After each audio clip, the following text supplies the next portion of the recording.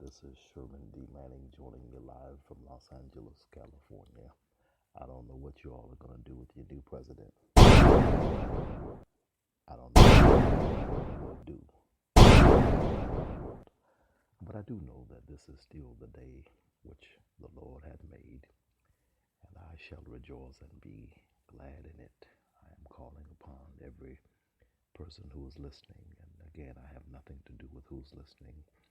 I have nothing to do with the transmittal of this particular podcast. The only thing I do is record and speak into the microphone and pontificate, prognosticate, and commentate. And Jorge Gandaria is the person who has taken it upon himself to do something with this podcast. I don't know where he presents it. I don't know what platforms he utilizes to put it out there. I just know that I don't have the time, nor the inclination, nor the information to do that. The only thing I'm doing is exercising my free speech and artistic expression as an author, as a writer, as a journalist, as a minister, as an evangelist, as a preacher, and as an American citizen to talk into a microphone. If you want to know anything about a podcast, you'll have to call Jorge Gandaria.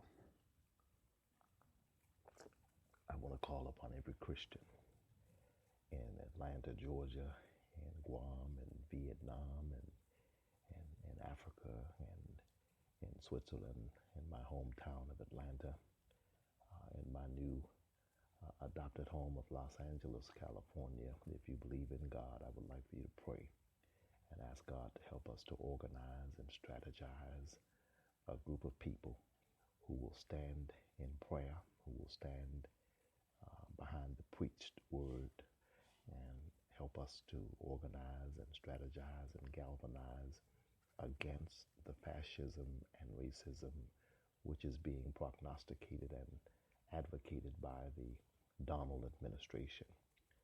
I am not as concerned about Donald as I used to be. I am more concerned about his supporters.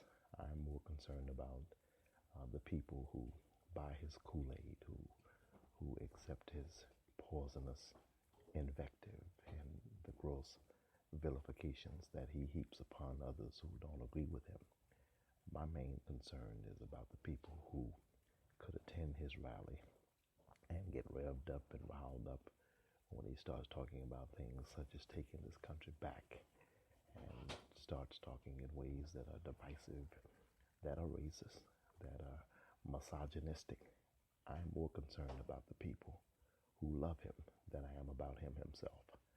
And I think that needs to be a shift in our focus. We need to recalibrate as preachers, recalibrate as American citizens, first of all, recalibrate as Democrats, recalibrate as progressives, and come to the understanding that Donald is not the main problem. He did not elect himself. He's responsible for the con that he put down. But the question is, who did he con? If I'm able to come in and sell you fried rice or fried ice cream, if I'm able to come in and convince you that ice is hot and fire is cold, the question is not about me. That means I lack integrity to begin with. And certainly Donald would never be accused of having integrity by anybody. But the question is, how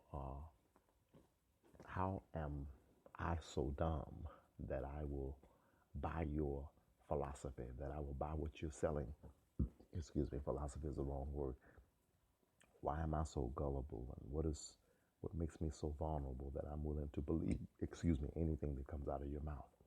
And so if you have been able to convince me that fire is cold and ice is hot, the question is, what kind of mental apparatus am I operating with? What kind of life skills, what kind of mentality do I have that would cause me to be so vulnerable, so foolish, and so gullible as to buy the bull crap that you're selling me?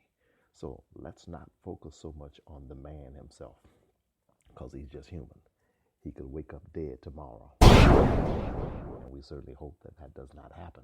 We certainly don't support anybody doing anything to hurt anybody. We're nonviolent. But he could wake up dead tomorrow, as could I, you, and anyone else. And his movement, the stuff that he started, won't stop. The question is, what's wrong with the people who are buying what he's selling? A person has a right to be a Republican in this country. A person has a right to be conservative in this country.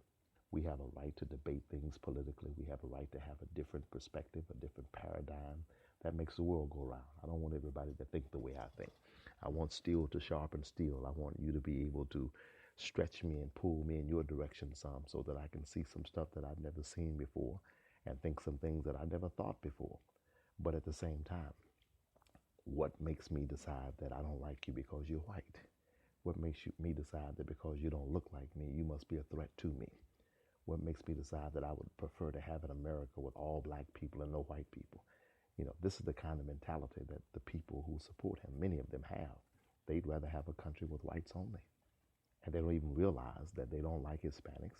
They don't like blacks. And they think that all blacks are this and all Hispanics are that.